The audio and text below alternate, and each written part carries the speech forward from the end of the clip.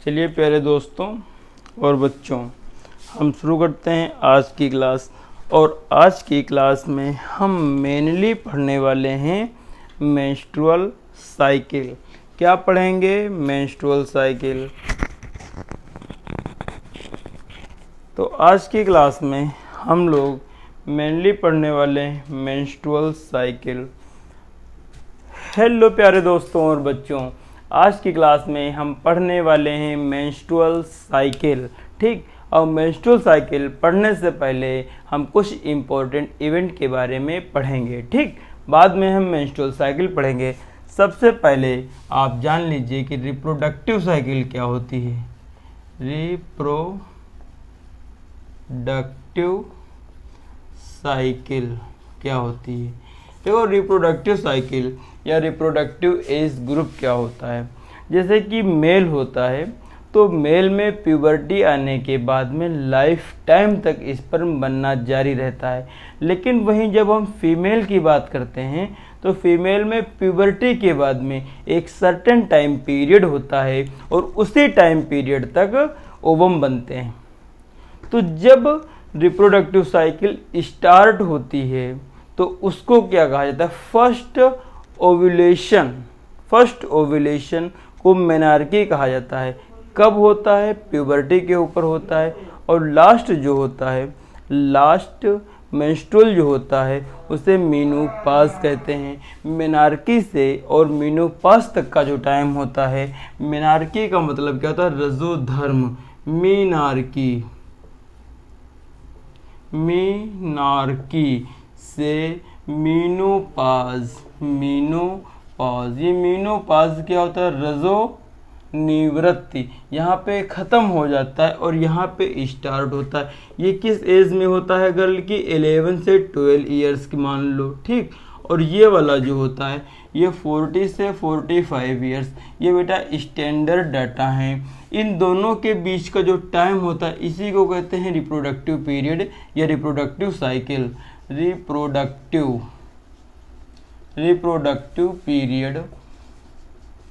Period चक्र या cycle.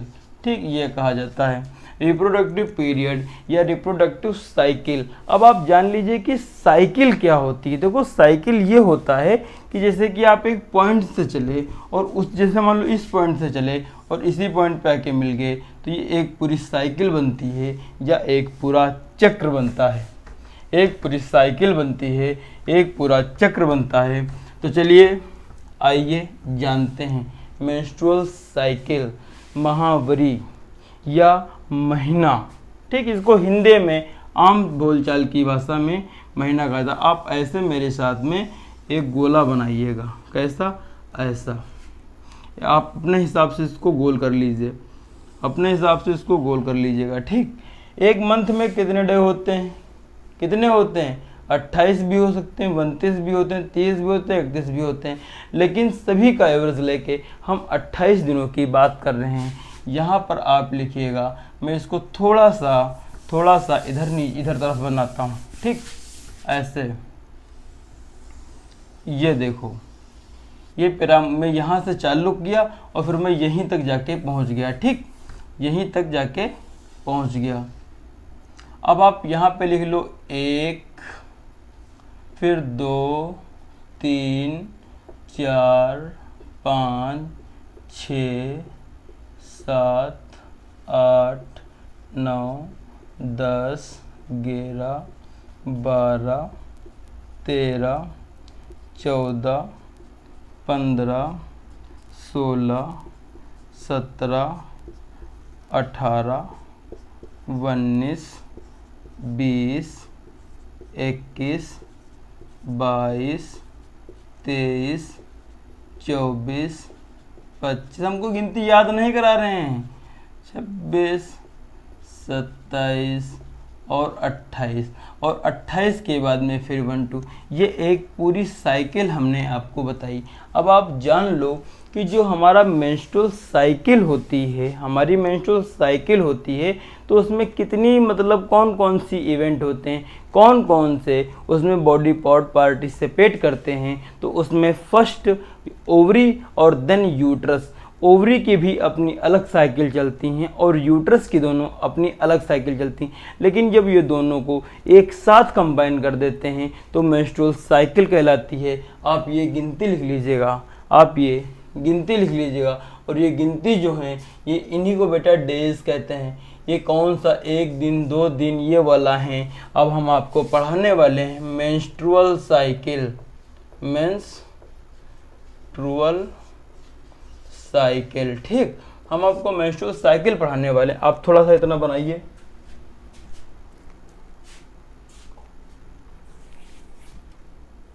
बनाओ फटाक से, जल्दी से बनाओ, जल्दी से बनाओ, देर मत करना, जल्दी से बनाओ।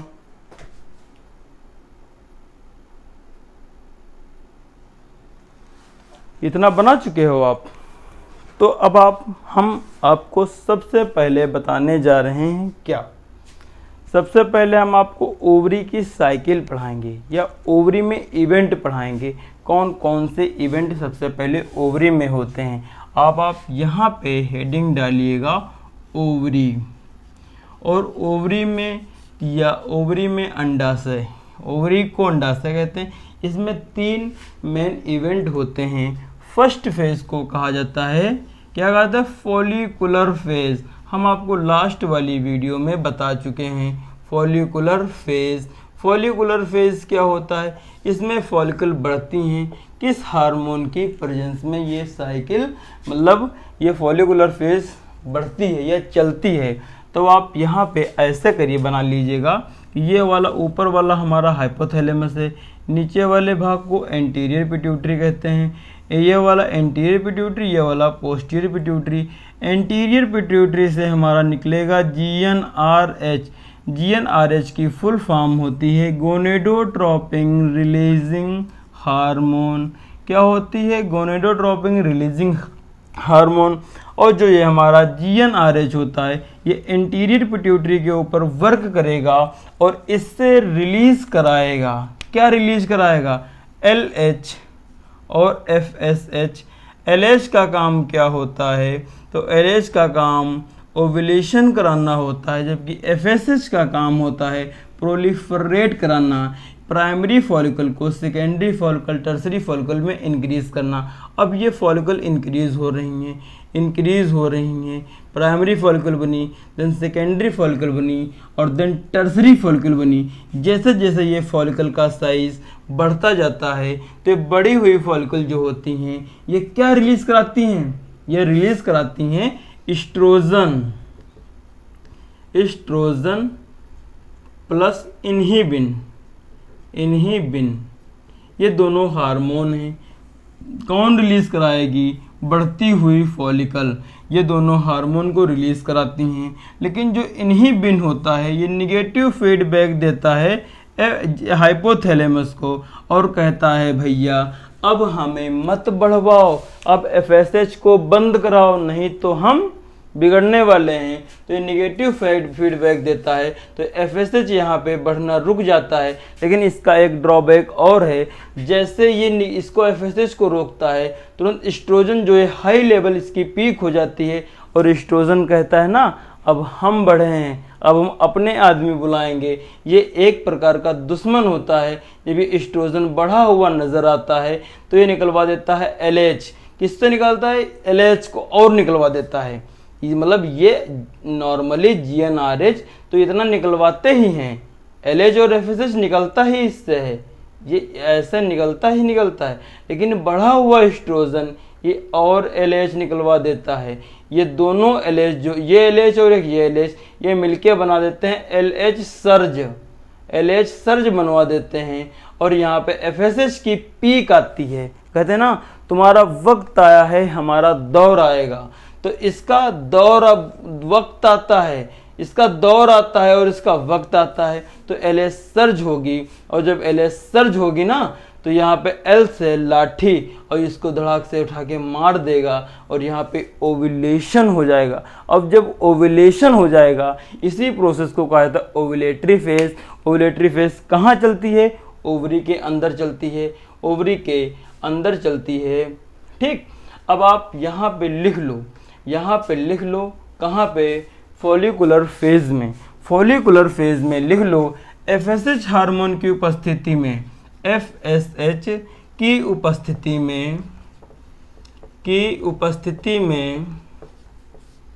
उपस्थिति में फॉलिकल बड़ी होती हैं। फॉलिकल साइज इंक्रीज करती हैं। ठीक, अब ये साइज इंक्रीज करेंगी। साइज की कौन करवाता है? Follicular stimulating hormone.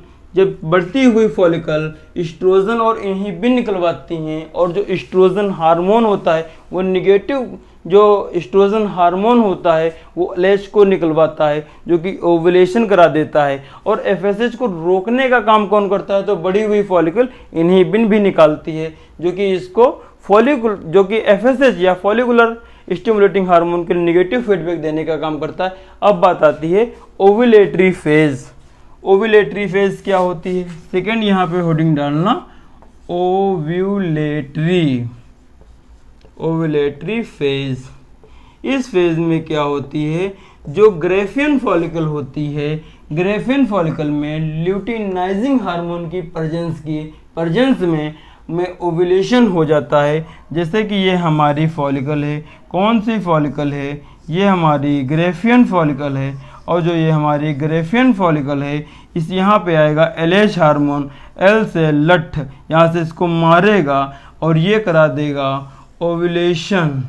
यहाँ पे सेकेंडरी oocyte बाहर निकल आएगा और इसी प्रोसेस को कहा जाता है ओव्यूलेटरी फेज। और यहाँ पे LH या ल्यूटिनाइजिंग हार्मोन जो होता है उसका लेवल बढ़ा हुआ दिखता है। किसका लेवल बढ़ा हुआ दिखता है? तो LH का लेवल यहाँ पे इंक्रीज होता है। अब इसके बाद में आती है थर्ड फेज में हमारा आता है लूटियल फेज। अब ये लूटियल फेज क्या होता है? तो लूटियल फेज बेटा ये हम आपको बता चुके हैं कि जो कार्पस ल्यूटियम होता है प्रोजेस्टेरॉन, एस्ट्रोजन प्लस इन्हिबिन हार्मोन निकालता है। तुमसे कोई बोल दे कि केवल प्रोजेस्टेरॉन निकालता है, उसको मारिएगा, नहीं पता है। क्यों? क्योंकि प्रोजेस्टेरॉन भी निकालेगा, एस्ट्रोजन भी निकालेगा और इन्हिबिन हार्मोन भी निकालता है। कौन निकालता है? Corpus luteum. अब ये कार्पस ल्यूटियम तीनों हार्मोन को कैसे निकाल पाता है? क्योंकि LH का लेवल बढ़ा है, तभी ये तीनों हार्मोन निकालता है। तो ल्यूटियल फेज में कौन कौन से हार्मोन निकलते हैं? तो यहाँ पे निकलता है प्रोजेस्टेरॉन प्लस एस्ट्रोजन प्लस इन्हिबिन। अब यहाँ पे इनका काम क्या होता है? तो प्रोजेस्टेरॉन का काम होता है कि कार्पस ल्यूटियम को, प्रोजेस्टेरॉन का काम होता है इंडोमेट्रियम को मेंटेन करना। और इन्हिबिन का काम ये होता है कि कहीं ये FSH फिर से ना निकल आए, ये इसको रोके रहता है। एक राजा होता है, एक सैनिक लगाए रहता है, उनको देखे रहना, आना जाए जो हम पे युद्ध कर दें। और एस्ट्रोजन बहुत ही कम मात्रा में निकलता है। एक बहुत इंपॉर्टेंट क्वेश्चन यहाँ पे ये आता है कि जो इंडोमेट्रियम लाइनिंग की बनाने की शुरुआत कौन करता है? इंडोमेट्रियम यूट्रस की इनर वॉल को बनाने की शुरुआत कौन करता है? तो आंसर आता है एस्ट्रोजन करता है। लेकिन उसको मेंटेन कौन करता है? तो प्रोजेस्टेरॉन मेंटेन करता है। आप ऐसे याद रखिएगा, after marriage, before marriage, girl के हीरो कौन होते हैं? उसके फादर। जो लड़की है शादी से पहले उसके जो हीरो होते हैं वो उसके पापा होते हैं, जो कहेंगे वो करेगा, उसकी पूरी लाइफ वो बनाते हैं। लेकिन जब उसकी शादी हो जाती है तो उसके सुहाग को मेंटेन कौन करता है? उसका पति। पास है पति और पास है प्रोजेस्टेरॉन। यहाँ पे जो प्रोजेस्टेरॉन है ये इसके इंडोमेट्रियम को मेंटेन करने का काम करता है। लेकिन बनाता कौन है? ये एस्ट्रोजन बनाता है। ये तीनों की तीनों साइकिल हमारी ओवरी के अंदर चलती हैं और ठीक ऐसे ही प्रकार की हमारी यूट्रस के अंदर साइकिल चलती हैं। चलिए अब हम यूट्रस के अंदर की साइकिल देखते हैं, आप इसको लिखिएगा।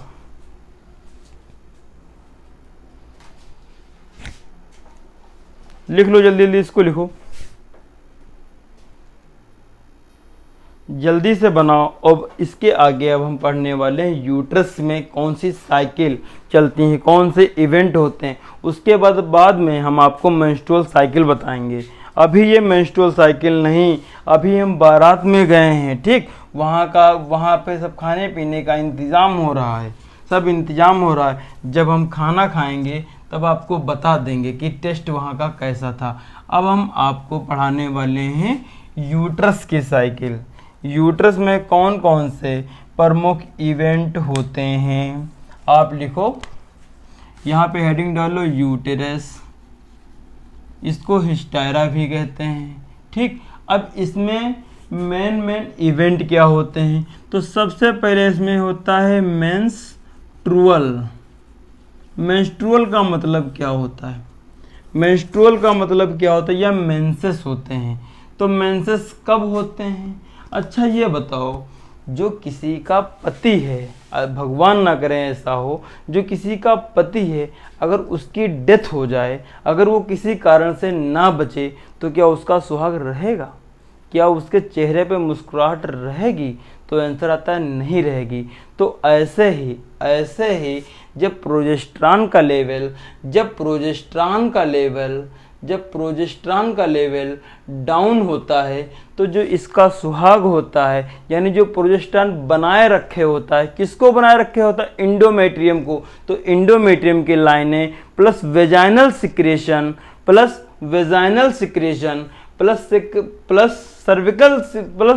सर्विकल म्यूकस, ये सब मिलके बाहर आने लगता है। मान लो जब उसका पति ही नहीं रहेगा तो क्या मेकअप करना, क्या नए कपड़े पहनना, मतलब कि कोई भी कुछ हो, क्या सब करना, तो मेंस्ट्रुअल तभी होगा, तभी उसका घर टूटेगा। घर कौन था, यूट्रस की इंडोमेट्रियम।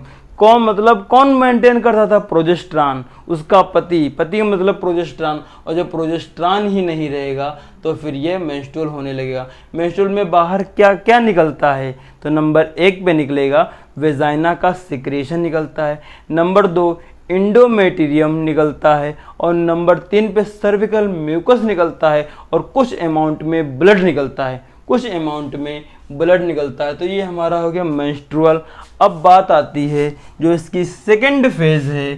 सेकंड फेज में क्या लिखोगे, सेकंड फेज जो इसकी है वो होती है सेकंड फेज क्या होती है, आप बताओ सेकंड फेज क्या होती है। सेकंड फेज होती है प्रोलिफरेटिव फेज। प्रोलिफरेटिव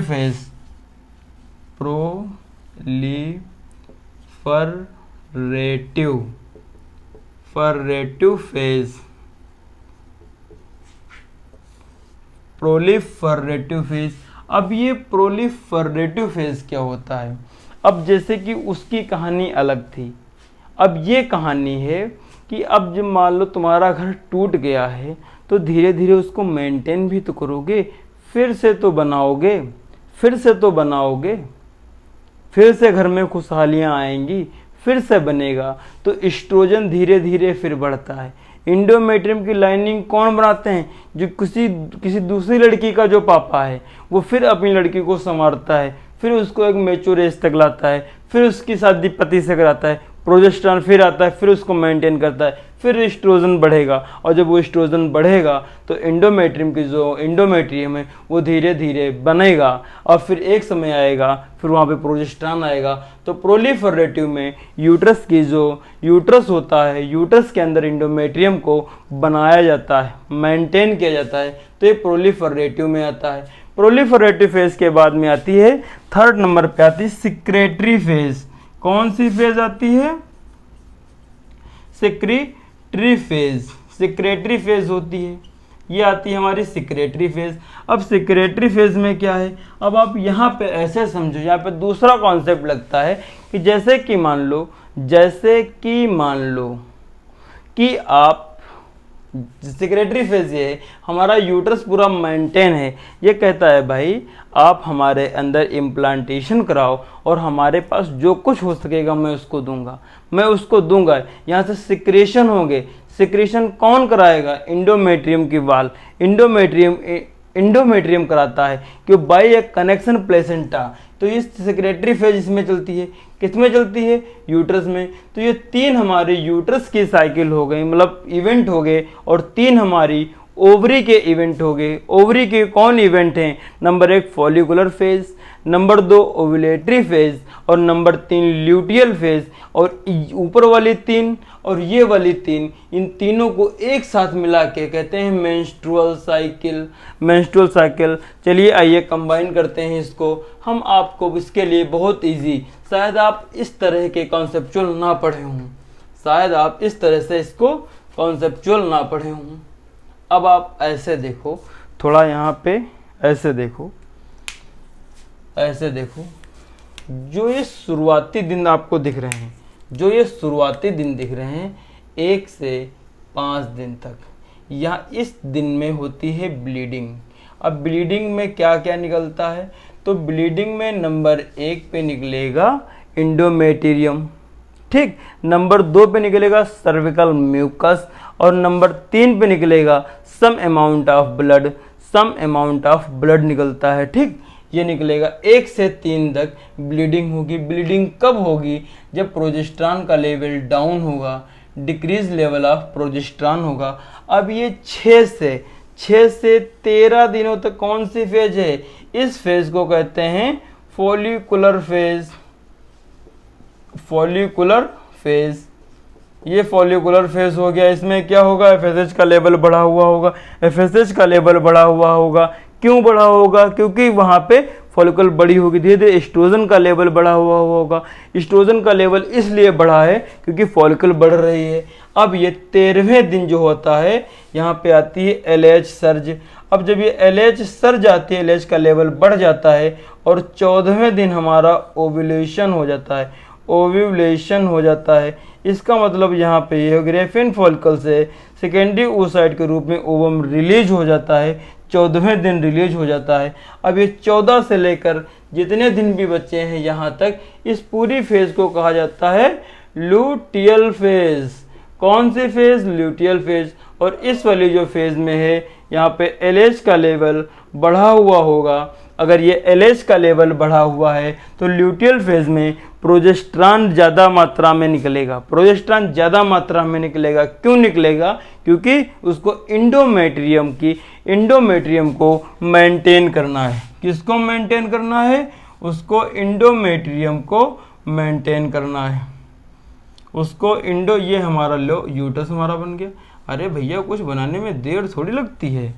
ये हमारा इंडोमेट्रियम हो गया। तो इसकी वाली लाइनिंग को मेंटेन करेगा। कौन मेंटेन करेगा? प्रोजेस्टेरॉन हमारा मेंटेन करेगा। तो अब यहाँ पे क्वेश्चन एक ये हमारा आता है कि सबसे लंबी फेज कौन सी होती है? तो सबसे लंबी फेज ल्यूटियल फेज कहते हैं। अब हम इसको पूरा कंबाइन कर रहे हैं। अब ल्यूटियल फेज जो होती है, इसी को, मतलब इसको नहीं, ये तो हमारी ओवरी की फेज है। अब इसी में जो दूसरी फेज होती है, इसको कहते हैं सेक्रेटरी फेज। क्यों? ये यूट्रस की फेज है। अब हम इसको साथ में मिला रहे हैं, इसको कहते हैं सेक्रेटरी फेज, ठीक। ये सबसे लंबी फेज होती है। अब बात आती है फॉलिकुलर फेज। फॉलिकुलर फेज को